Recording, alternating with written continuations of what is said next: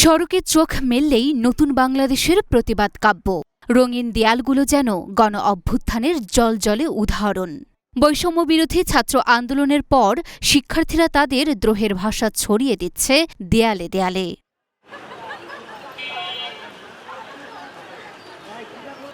নতুন বাংলাদেশের গল্পে বাঙালির অসাম্প্রদায়িক চেতনাকে ছড়িয়ে দেওয়ার চেষ্টা, সাথে মুগ্ধদের ত্যাগ ও মানবিকতার ইতিহাস সাথে নিয়ে রাষ্ট্র সংস্কারের গ্রাফিতি আন্দোলিত করবে যে কাউকে।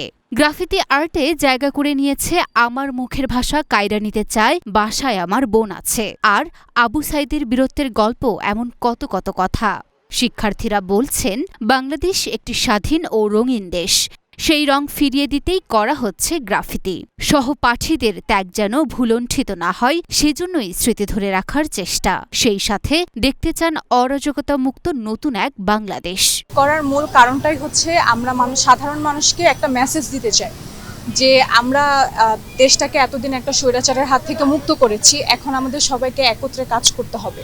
এগুলো আসলে সমাজের মানুষকে এক একটা মেসেজ দিতে চাচ্ছি আমরা।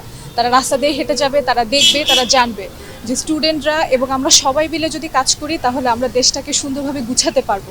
শিক্ষার্থীরা বলেছেন, পরবর্তী যে সরকার দেশ পরিচালনা করতে আসবে তারা গ্রাফিতি আর্টগুলো পড়ুক, দেখুক এবং এই জ্ঞান নিয়ে আসুক যে কোনো রকম স্বৈরাচার আমাদের দেশে চলবে না।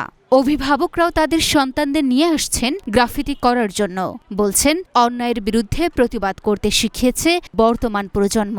একজন অভিভাবক বলেছেন, আমরা একটা নতুন আলোর দিকে যাচ্ছি, হয়তো সেই আলোই আমাদের ভালো কিছু দেখাবে। রংতুলির আঁচড়ে অগোছালো চিন্তাগুলোকে এক সুতোয় বাঁধছে তরুণরা। দেশে আর কোনো অন্যায় দেখতে চান না তারা। প্রয়োজন হলে আবারও রুখে দাঁড়ানোর ব্যাপারে দৃঢ় প্রতিজ্ঞ জেনজি প্রজন্ম।